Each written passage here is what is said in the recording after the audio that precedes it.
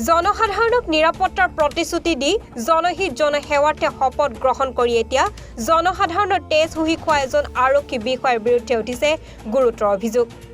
গোৱালপাৰা জিলাৰ বগুৱান আৰক্ষী থানাৰ ভাৰপ্ৰাপ্ত আৰক্ষী বিষয়াৰ ভয়ত কম্পমান এতিয়া বৃহত্তৰ বগুৱান অঞ্চলৰ সাধাৰণ জনতা।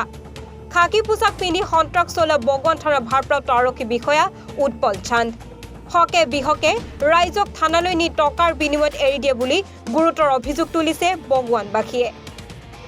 বগুৱান থানাৰ অন্তৰ্গত কালজানিৰ ছাইদুল হুছেইন নামৰ যুৱক এজনক থানাত গোচৰ আছে বুলি কালি পুৱা ঘৰৰ পৰা উঠাই লৈ যায়।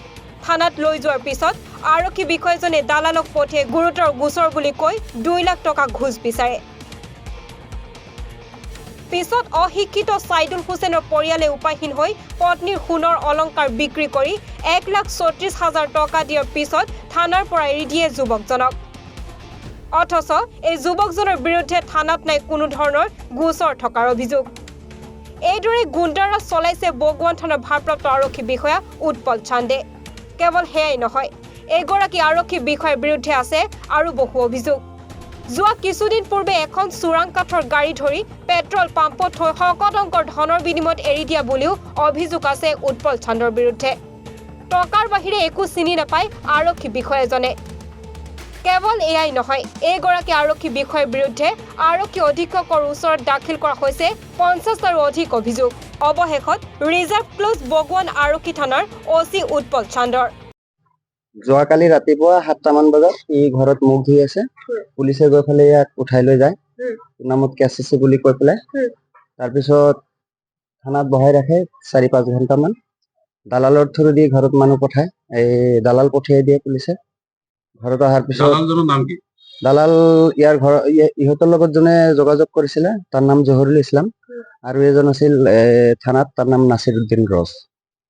দালাল কিয় পঠিয়াই দিয়ে নহলে পুলিচে ডাইৰেক্ট হেৰি কালেকশ্যন কৰিব নোৱাৰে। তাৰপিছত ইহঁতৰ ঘৰৰ পৰা কিমান লৈছে? 1,30,000 টাকা লৈছে। 1,36,000 টকা লৈছে। 34,000 টাকা ঘূৰাই দিব আছে। দিয়া নাই এতিয়ালৈকে, 4,000 ঘূৰাই দিব বুলি কৈছে। 1,30,000 টকা কিয় লৈছে? পুলিচক দিব লাগে, ওচিক দিব লাগে বুলি কৈ পেলাই। কিয় দিব লাগে? নহলে তাৰ নামত কেছ হ'ব, ফৰৱাৰ্ড কৰিব, চালান দিব।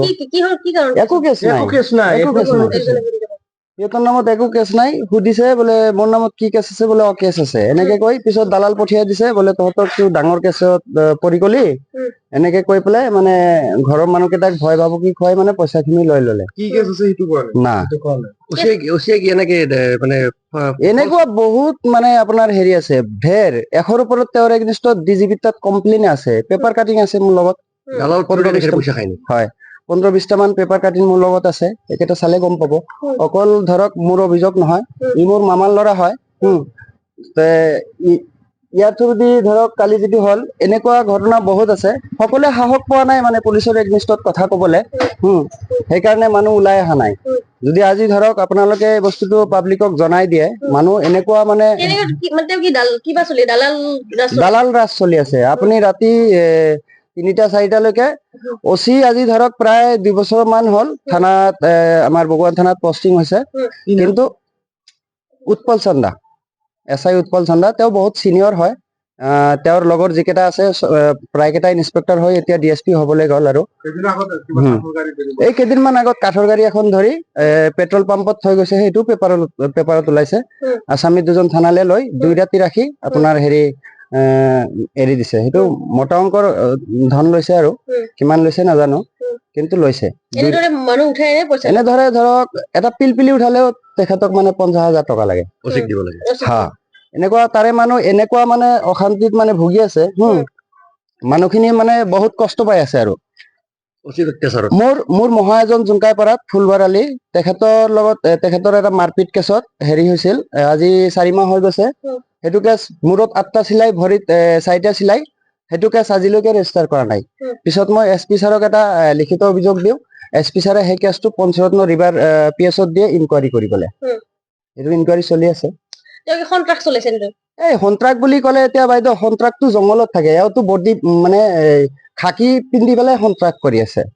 সন্ত্ৰাস, মিলিটেণ্ট, উগ্ৰপন্থী এইবোৰতো জংঘলত থাকে। এওঁতো মানে আইনৰ মানে হেৰি মানুহ হৈ পেলাই এনেকুৱা হেৰি কৰি আছে। এতিয়া আমি বহুত কষ্টত ভুগি আছো। দালাল আছে। দালালটো আপুনি যেতিয়া যাব থানাত আপুনি গলে গম পাব। অচিক যদি কেছ দিবলৈ যায় আগত দালালৰ লগত কথা পাতিব লাগে। অচিৰ লগত পাব্লিকে যাবই নোৱাৰে। তহঁতে গৈছিলি অচিৰ ওচৰত কথা পাতিছ? না না যাব দিয়া নাই। ভাবুকি দিব, ভাবুকি আমাৰ ওপৰত আহিয়ে আছে, ভাবুকি আহি আছে। মই SP ছাৰক কথাটো জনাইছো, বোলে ছাৰ এওঁ মানে পাৱাৰৰ অপব্যৱহাৰ কৰি আছে।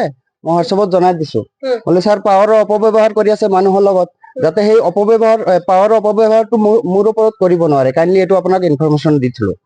এনেকুৱা ধৰণৰ বহু কেইটা ঘটনা হৈছে আৰু দোকান বন্ধ কৰিছে কাৰোবাৰ।